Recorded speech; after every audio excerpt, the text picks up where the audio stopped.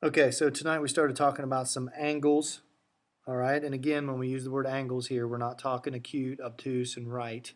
All right, we're going to be a little more, we got some little bit different vocab words. Okay, so one of the things we talked about were complementary angles. All right, complementary angles, and we said that complementary angles, sum equals 90 degrees. All right, and we can use that rule to help us with our diagram over here. If we look at our diagram, notice we don't have any polygons, so we have no polygon rules that we can fall back on. We just have open angles, so we need some rules. And again, the question is, they want us to determine how large angle X would be. Okay, so again, just by looking at this, we can tell we got a right angle here, we got a 30-degree angle here. If this side is 90 degrees, then we also know that we have 90 degrees on the other side. Okay, so that tells you that 30 degrees plus angle X has to equal 90 degrees. Again, those would be complementary angles because they total 90. Subtract 30 from both sides. Missing angle X equals 60 degrees. Okay, so again, all we're doing there is using our little rule for complementary. All right. The other rule that we created in class today, or definition we gave you, supplementary angles, two angles whose sum is 180 degrees. Third rule, vertical angles. Remember, vertical angles are opposites, and vertical angles are always congruent. Okay, so those two pieces of information. So again, if we look at our next picture that diagram that we have, all right, we have 4 missing angles. Angle 1, 2, 3, and 4 are all missing. Our job is to determine the size of all these angles. We don't want to get out protractors. We don't want to measure all these things. Okay, we just want to be able to calculate them.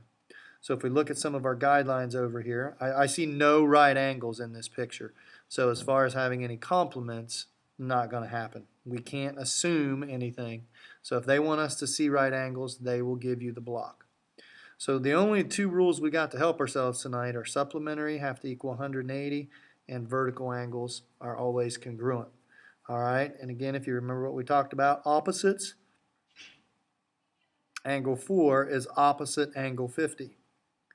So angle 4 is congruent, so it's going to be, it's going to be 50 degrees.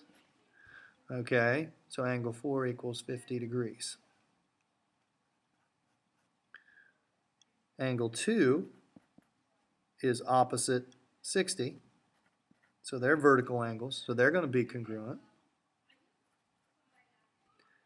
So now the only thing we have left is angle 1 or angle 3.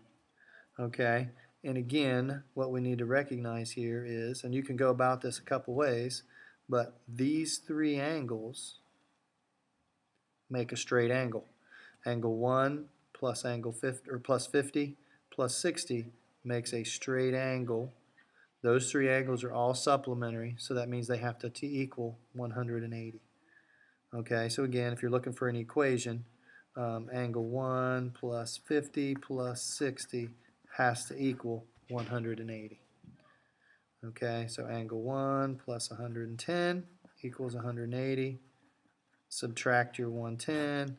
Angle 1 is 70 degrees. Okay, angle 1 equals 70 degrees.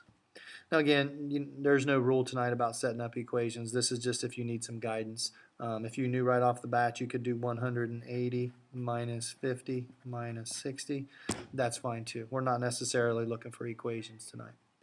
Thus, if this one is 70, angle 1 and angle 3 are vertical, so angle 3 would also have to be 70 degrees. Okay, so those 2 examples should be enough to get you through the homework tonight.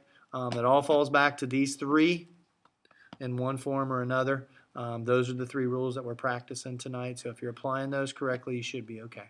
Otherwise, we'll see you tomorrow. Have a good night.